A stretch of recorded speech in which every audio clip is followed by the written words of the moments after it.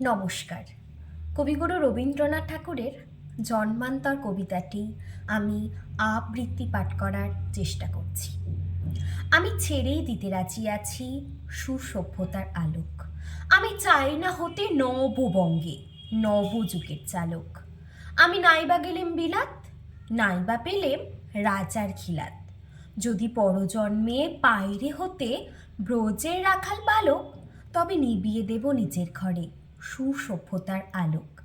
যারা নিত্য কেবল ধেনু চড়ায় বংশী বটের তলে, যারা গুঞ্জা ফুলের মালা গেথে পরে পড়ায় গলে, যারা যমুনাতে ঝাঁপিয়ে পড়ে শীতল কালো জলে, যারা নিত্য কেবল ধেনু চড়ায় বংশী বটের তলে।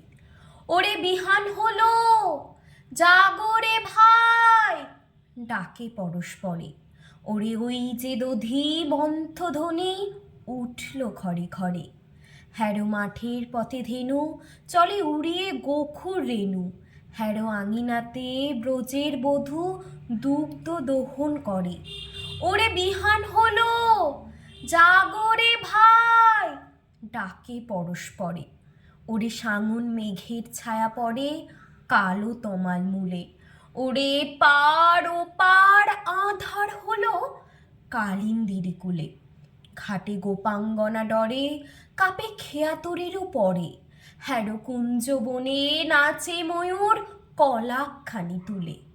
মোরা নবনবীন ফাগুন রাতে নীল নদীর তীরে, কোথা যাব চলে অশোক বনে শিকি পুচ্ছ শিরে।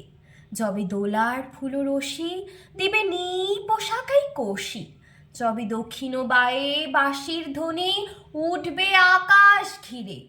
মোরা রাখাল মিলে করব মেলা নীল নদীর তীরে। আমি হব না ভাই নববঙ্গে নবযুগের চালক।